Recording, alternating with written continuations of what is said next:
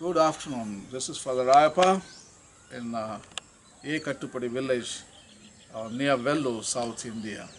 Today I'm going to talk about Centesimus Annus, article number 39, in which Pope John Paul II, Saint Pope John Paul II, discusses about human ecology. So this human ecology, the word is becoming very popular in the church vocabulary. Actually, Pope John Paul II started it in Centesimus Annus, and Pope Benedict developed it in Caritas in Veritate, and in Laudato Si, Pope Francis has really explained so beautifully what human ecology is all about. So, Pope John Paul II, he talks about human ecology. Uh, all begins in the family. Human ecology begins in family.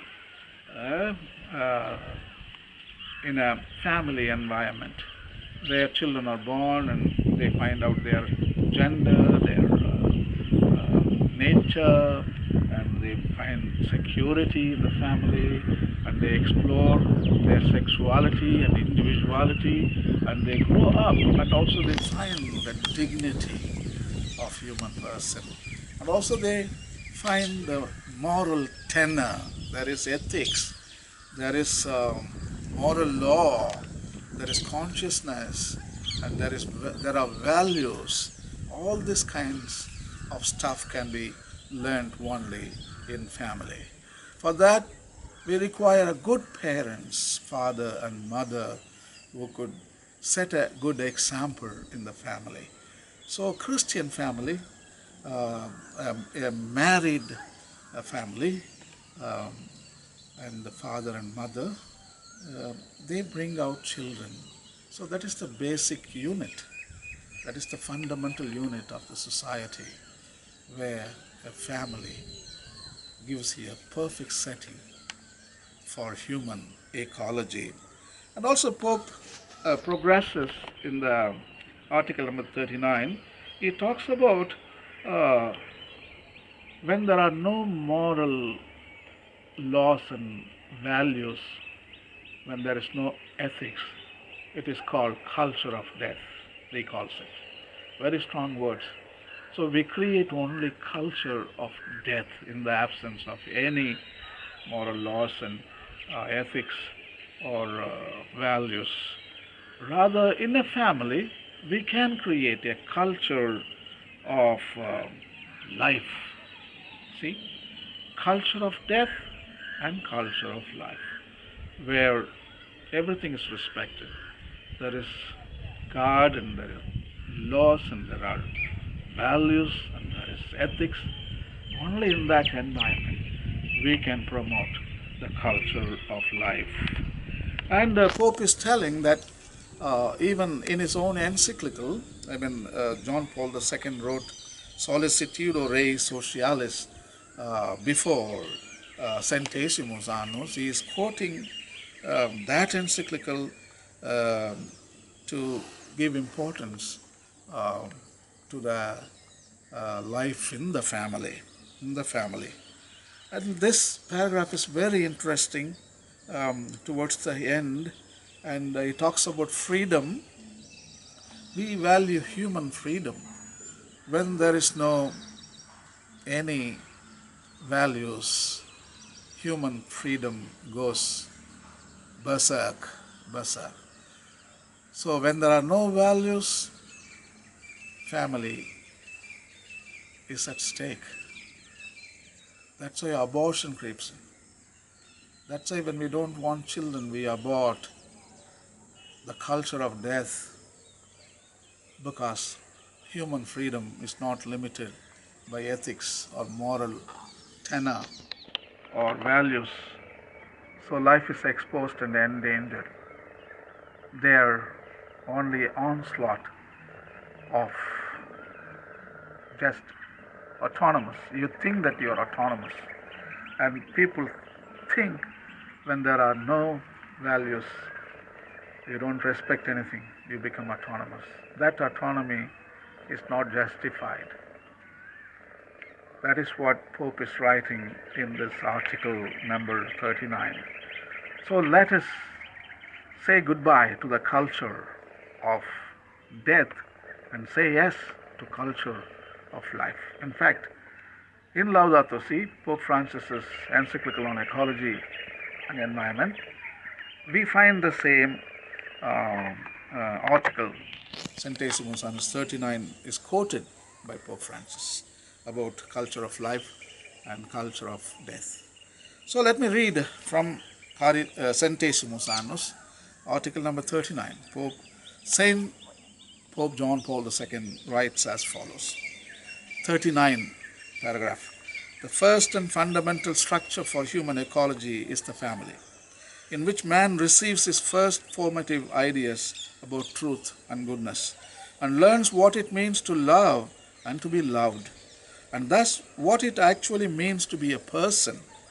Here we mean the family founded on marriage, in which the mutual gift of self by husband and wife creates an environment in which children can be born and develop their potentialities, become aware of their dignity, and prepare to face their unique and individual destiny.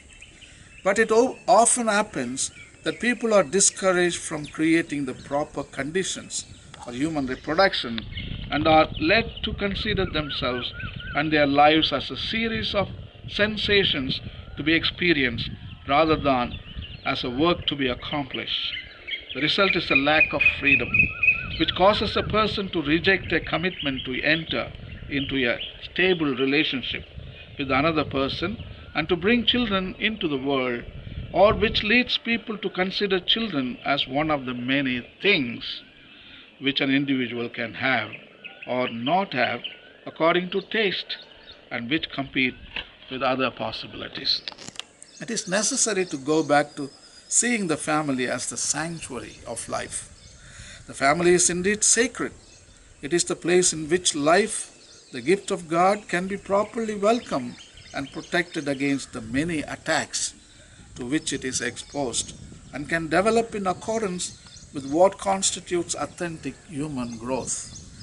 In the face of the so-called culture of death, the family is the heart of the culture of life. Human ingenuity seems to be directed more towards limiting, suppressing, or destroying the sources of life, including recourse to abortion, which unfortunately is so widespread in the world, than towards defending and opening up the possibilities of life. The encyclical Solicitudo Rei Socialis denounced systematic anti-childbearing campaigns which, on the basis of the distorted view of the demographic problem and in a climate of absolute lack of respect for the freedom of choice of the parties involved, often subject them to intolerable pressures in order to force them to submit to this new form of oppression. These policies are extending their field of action by the use of new techniques to the point of poisoning the lives of millions of defenseless human beings as if in a form of chemical warfare. These criticisms are directed not so much against an economic system as against an ethical and cultural system.